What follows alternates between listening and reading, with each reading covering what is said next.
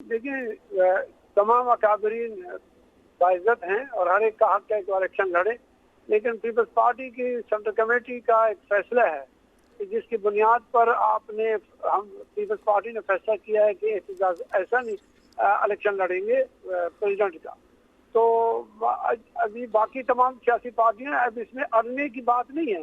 ये बात ये है कि जब हमने सबसे पहले अपने एहतजाज एहसन साहब का नाम ले लिया, अब अगर परवेज रशीद साहब की जबान को लेकर के नून लीग में अड़ना है तो फिर इसका मतलब है कि हम इसको ना समझे कि भाई हम ये नहीं करेंगे, तो किसी न किसी बहाने से उनको एहतजाज एहसन साहब से इख्तिलाफ होगा कि ये उनका ताल्लुक पंजाब और लाहौर से। हम तो सियासत में बदले की पॉलिटिक्स करते ही नहीं, हमने ज़िया-उल-हक से बदला नहीं लिया और न हम उसका सोचते हैं। अगर उनके ज़हन में उस तरह नहीं, मैं नून लीग की बात कर रहा हूँ, नून लीग की बात कर रहा हूँ। मैं यही तो बात कर रहा हूँ कि अगर उनके ज़हन में कोई बुग़्ज़ है तो वो अपने बुग़्ज़ को ट्राई करें। इस तरह के बुग़्ज़ तो दुनिया ने बहुत, हमारे पीपल्स पार्टी की किस्मत ऐसी है कि उन दिनों में तो बहुत अच्छा था जब यहाँ पर अपना इमरान खान, वज़ीर आज़म इमरान खान साहब जो है अपनी उंगली की बात कर रहे थे और हम जाकर के वहाँ पर उनको रायबंद में बचा के आ गए।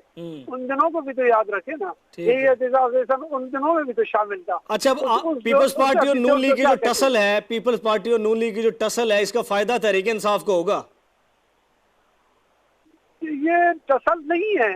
देखिए ना, आप अपना कैंडिडेट खड़ा करेंगे, अब बाकी जो अपोजिशन है वो मौलाना फजल रहमान को सपोर्ट कर रही है। आरिफ अलवी कहते हैं जी मैं जीत जाऊंगा, क्लीन स्वीप करूंगा, वोट तो आपके तकसीम हो जाएंगे, अल्टीमेटली आरिफ अलवी साहब जीत जाएंगे।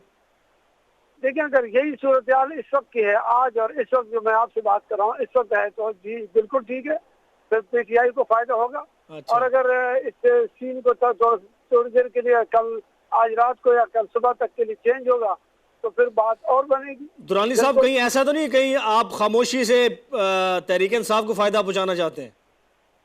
नहीं, तहरीक इंसाफ को खामोशी से नहीं, अगर हम लोगों ने पहुंचाना भी होता है तो फिर बांगे दोहल करते हैं। हमारा खामोशी, कुछ काम बांगे दोहल नहीं हो सकते ना सर। नहीं, ये कुछ काम बांगे दोहल हम लोग कर लेते हैं और दुनिया के सामने खड़े होकर कर लेते हैं। अच्छा। और इसके लिए हम लोगों का एक ट्रैक रिकॉर्ड है। इससे ज्यादा से ज्यादा आप एक इंसान को जिस्मानी तकलीफ दे सकते हैं, नुकसान दे सकते हैं, वो हमारी किस्मत में हमेशा लिखा होता है।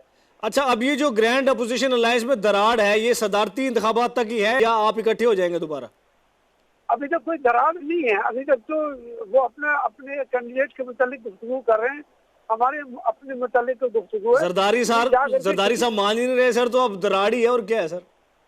नहीं, इंशाल्लाह एक बात पर मुत्तफिक होने का, मुत्तफिक अलग फैसला आने का उम्मीद है। शायद के चांद रात है, गुजर जाएगा तो ठीक हो जाएगी। अच्छा, चलो। मौलाना फजल भी ऐसा कैंडिडेट है जिस पर सब मुत्तफिक हो सकते हैं, इमामत भी करवा सकते हैं। अच्छा, नहीं तो सियासी इमामत तो वो करते आए हैं। अब ये देखें ना, ये अब तजाद नहीं है कि जिस इलेक्शन को मौलाना फजल रहमान साहब झूठा, फेक, धांधली ज़्यादा, धांधला ज़्यादा, आरटीए सिस्टम बैठ गया, हमें हराया गया, अब सदर बनने के लिए वो जनाब फौरन उम्मीदवार के तौर पे सामने आ गए हैं और वो कह रहे हैं जनाब हमें वोट दो, मुझे सदर बनाओ। देखिए वो अलग सब्जेक्ट है, ये अलग है। अब इस पर ये कह देना कि बिल्कुल आज के बाद मैं मस्जिद ही नहीं जाऊंगा, ये नहीं हो सकता। अच्छा। ये इलेक्शन हो गया है, उसको हम लोगों ने प्रोटेस्ट के हैसियत से पीपल्स पार्टी ने भी कबूल किया है।